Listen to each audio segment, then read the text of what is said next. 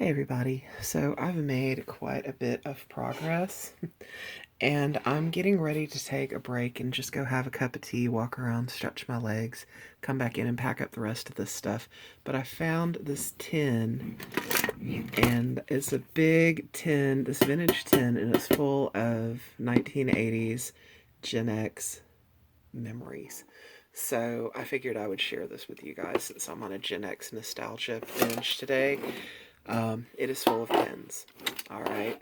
If you're a Gen Xer, you will understand the significance of this. We didn't have social media, so we couldn't hashtag stuff and tweet stuff. And if we wanted to get like a little message out, we wore pins. We wore them on our jackets. We wore them on our vests. We wore them pinned to our messenger bags, pinned to the straps on our backpacks, and we wore them, just to express ourselves. And it could be a band, like I've got a heart pin. Some of these we would buy at concerts. Sometimes you'd buy them at record stores. You'd buy them at surf shops.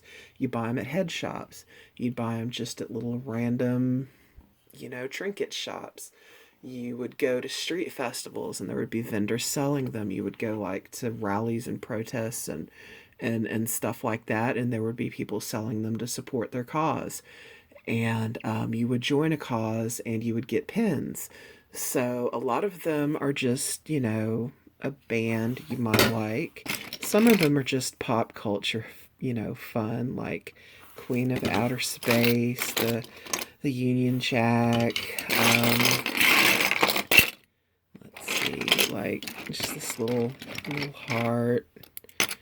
Some of them were just decorative, little funny sayings like owned by a cat, and, more bands, U2. I had gone to see Rush, and I had a friend who wanted me to bring him back a pin, so I got to each a pin, but I never saw him again. I never talked to him again, and I still have his pin.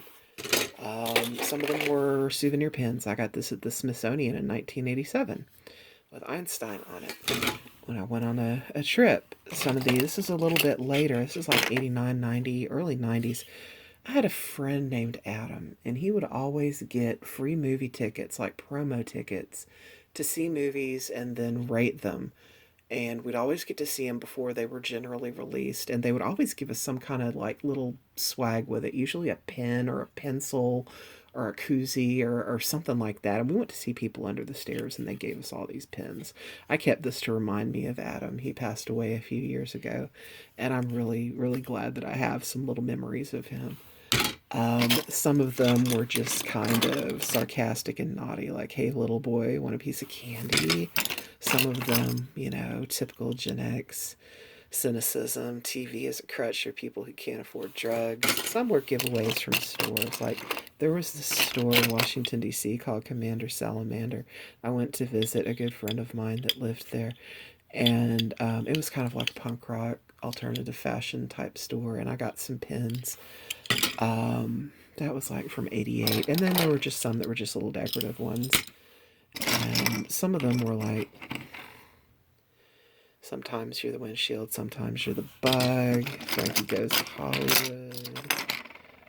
God Save the Sex Pistols, the Dead Kennedys, Blues Brothers, Depeche Mode.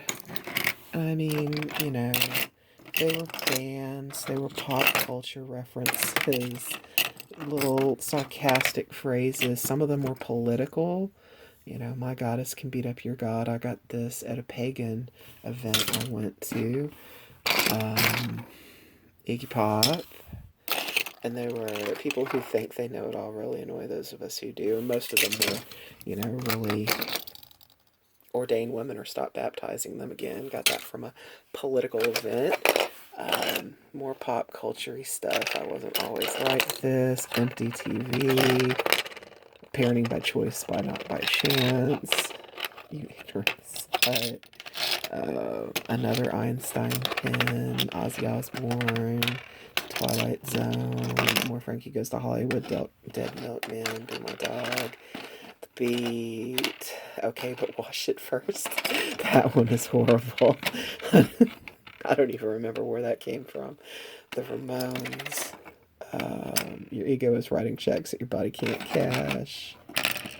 Presence, The Cure, Clash, Downs, Binge with Lunatic Fringe, The Cure, Lost in Space, Mono, Copas of Rope Jack, Have a Bad Day, Suzu, and the Who. So yeah, some of them, I mean, your friends, it may not, and here's another nice one.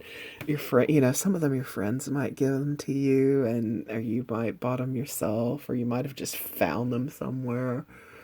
Anyway, we just kind of accumulated these pins, and this was my pin collection, minus the few that are on a vest that I wore back in the day that's still hanging in my closet. But yeah, I just thought any of you guys that are Gen Xers might get a kick out of this, and if you're not a Gen Xer, well, kind of gives a little insight into our pop culture and a little trend we had. So that's it. I've rambled about pins for 6 minutes, so I'm going to pack these and finish up a little more in here, and then take a break.